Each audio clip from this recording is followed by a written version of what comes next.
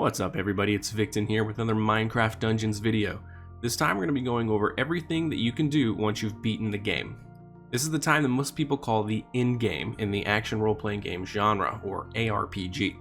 Now I know that Minecraft Dungeons is for a lot of people their first experience into ARPG genre, so I'll try and keep things simple and straight to the point. I will briefly compare Minecraft Dungeons in-game to other popular ARPGs like Diablo 3 or Path of Exile, but I won't go into too much comparison as I know many people have not played those games and you can't really compare them too much just because it's kind of a different feel for the game, even though they are both ARPGs and still play relatively similar.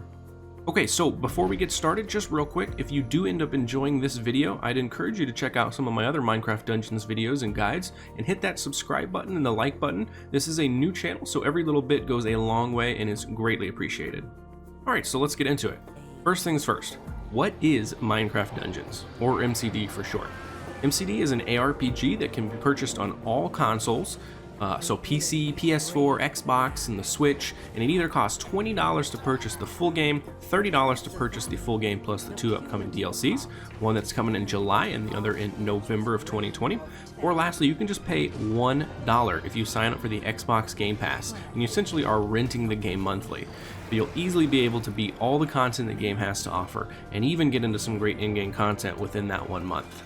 Minecraft Dungeons has up to 4-player online co-op, but sadly no matchmaking right now. The devs have said it will eventually come, but just not right now. Minecraft Dungeons is based in the Minecraft world, but it's not like the original Minecraft at all, since it's a different genre entirely. Really all that means is the visuals look very similar, there being a whole bunch of blocks for the world and the characters, and some of the monsters are definitely the same, like creepers. But in Minecraft Dungeons you can't build, there's no survival elements, none of that. It's much similar to other ARPGs like Diablo 3 or Path of Exile, where you play through a campaign in what's called default mode, doing different dungeons up until you fight a final boss.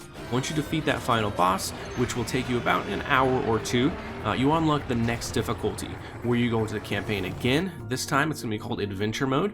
In this difficulty, the monsters are going to be more difficult, they drop higher power level loot, and there's more monsters in general to fight, and some of them have a little bit different of abilities.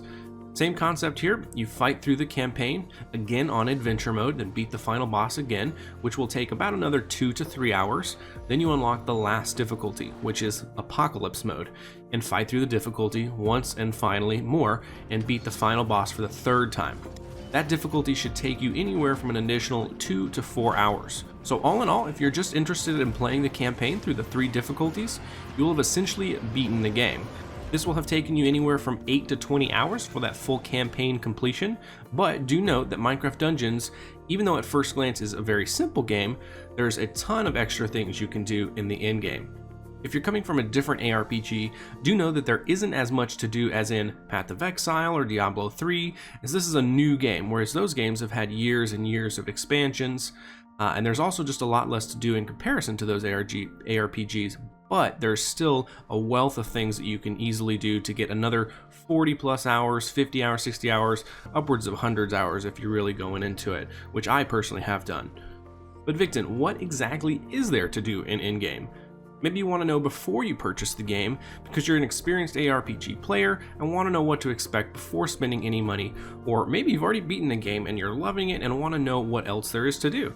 Well, I have good news. This game is deceptively simple and actually offers a good amount of post-campaign content, and that's what we're going to be going over in this video. So let's dive into it. First on our list is simply gearing up so you can take on the highest difficulty in Apocalypse, Apocalypse 6. Now this one kind of goes hand in hand with some of the other things that we're going to discuss, because in general gearing up and looting gear is always one of the main focuses in these types of games. In Minecraft Dungeons, your end goal is to get all your gear to at least power level 107, with power level 108 gear being quite rare to get. Ultimately, of course, getting a full set of 108 gear for the in-game players that really want to take it to the next level. This will easily get you another 60 to 100 hours if you're going to go for that level 108 gear, because it is pretty rare and takes quite a while. You can also try getting different gear sets to a higher power level. Maybe you want a melee focused gear set, or maybe you want a ranged gear set, or maybe even you want a speed farming set. And after getting the gear itself, maybe you want to refine those enchants that you're getting on the gear and get them to be perfect. For example, it's widely accepted that the best speed farming chess piece is an evocation robe with 2 cooldown enchants and 1 speed synergy enchant to make you really fly through the level. So learning what the best enchants for each gear piece is also another fun aspect of the game. Now, as you're gearing up, you'll be leveling up too. And there's no cap on levels in this game, which is really good because with each level up, you'll earn an enchant point. And each piece of gear to fully enchant will typically cost around 24 enchant points. And there's no way of refunding them or switching them out. You'll have to either salvage that piece of gear to get those enchant points back, or you're going to be stashing it and earning more enchant points to enchant your next item by leveling up. Having no level cap gives you the ability to farm as many enchant points as you want, so you can fully enchant tons of items. The sky is the limit on that one. You can play as much or as little as you want to get as many pieces fully enchanted as you want. Now, if we're talking about gearing up, it's very important to mention the camp vendors, as these will be great sources of you getting higher power level gear. In your camp, you have 2 vendors. The armor vendor, which just sells normal gear, or the artifact vendor, which sells your spell-like abilities that are your artifacts. Because the way Minecraft Dungeons works is you farm specific dungeons for specific gear to drop, and it tells you before you go into the dungeon which items can drop from those dungeons. It's great for target farming specific items, but the vendor gives you a chance at getting any item from any dungeon. And in my experience, the vendor is the best way to get higher power level gear and up your overall average power level. Okay, so we've talked about general gearing up, but let's not forget to mention the uniques. You can compare these items to Diablo 3's legendaries, or Path of Exile's also uniques. These items aren't as crazy as some of you might think in the other ARPGs, as they will only add 1 free additional enchant to your item. Now, it might not seem like much, but some of these can get pretty crazy. Like for example, the Harp Crossbow, which lets you fire additional projectiles. So getting the enchant Chain Reaction and Multi-Shot on that Harp Crossbow lets you fire up to 50 projectiles sometimes. And honestly, it's pretty crazy fun. Or maybe you're interested in getting some Fighter's Bindings. These gloves will come with additional attack speed by default, so getting say Crit, Swirling, and Radiance enchants turns you into a self-healing, damage-dealing madman, and another super fun playstyle that I'd highly recommend. There's 68 current uniques in the game, and are all obtainable by target farming. There are some that are a bit rarer than others, but none that are so rare that you'll never be able to find it yourself.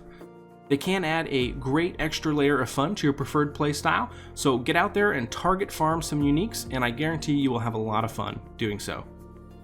Alright, next let's go over some of the different activities you might want to do in the endgame, whether that be boss farming, obsidian chest running, speed running, or secret level unlocking. First, boss farming. It can be an excellent way of unlocking uniques fast, and there's some bosses you can run to very quickly and get fast loot, so fast uniques as well, because bosses have a higher chance to drop uniques. For example, you can do the Soggy Swamp Cave and run quickly to the Cauldron boss and defeat it for a chance at that awesome double axe unique you're wanting, or maybe you prefer running to the Fiery Forge Giant Elemental boss and defeating it for some great unique armors, or maybe you want to unlock the secret cow level and farm the Mushroom boss. Whichever dungeon you choose, farming bosses are a great way of getting some really good, consistent loot. Or you could decide and do obsidian chest farming runs, where you speedrun through the dungeon straight to the dungeon's obsidian chest for guaranteed loot and a higher chance of dropping a unique item. If you've equipped a set of speedrunning gear, most of these obsidian chest runs can be done in 1 to 3 minutes and can give a great return on consistent uniques and gear upgrades. I highly recommend this method. Maybe you're more interested in exploring a bit and unlocking the 5 secret levels in Minecraft Dungeons.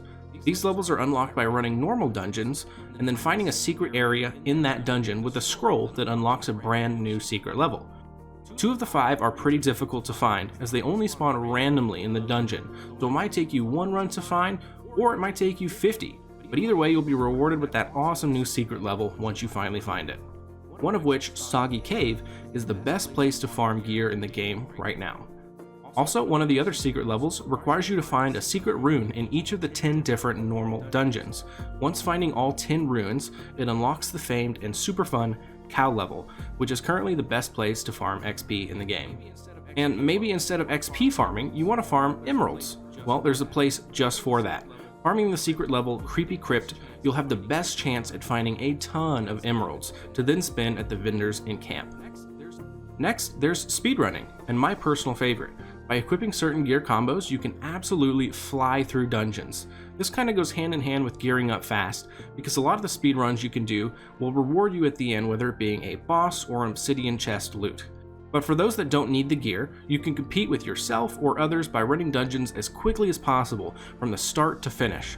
There's tons of awesome speedruns right now on YouTube of people finishing dungeons super fast in clever ways. It's pretty cool and I advise you guys to check it out. Lastly but not least, you can always just make it your own.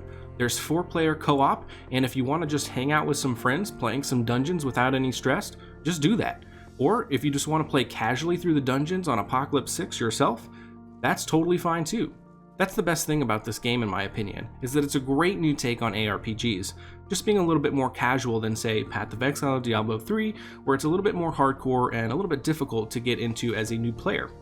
Will you get hundreds or thousands of hours of content like Path of Exile or Diablo 3? Not necessarily, but you can easily get 60 plus hours with the content that's in the game right now. And if you really want to min-max your gear like a whole bunch of us are doing, you can easily get hundreds of hours, because that process still does take a while to get up to that level 108 gear. And in general, it's just a lot simpler of a game, and it's more chill than, like I said, these other ARPGs, so I find it quite enjoyable. And because of that, you can really just relax and have fun with the game, and honestly, it's just a nice change of pace from the hardcore ARPGs that dominate the market right now. But all of this, of course, is just my opinion, and for $1 to rent the game or $20 to own, I absolutely think it's worth the money and it's worth giving it a try. I highly recommend it. The endgame might not be as crazy in depth as Path of Exile or Diablo 3, but is that really a bad thing? As long as there's good content with some replayability there and you're having fun with it, that is an absolute win in my book, and I know that I am, for sure, having a whole bunch of fun. Well, if you've made it this far, I hope that you are interested in trying out Minecraft Dungeons now, or at least I've given you a good idea of what the endgame looks like and if it's something you'd be interested in. If you do end up trying it, let me know what your favorite part of the game is in the comments. And remember, don't forget to subscribe and like if you enjoyed the video or any of my other Minecraft Dungeons guides. Thanks guys, and I'll see y'all in the next one.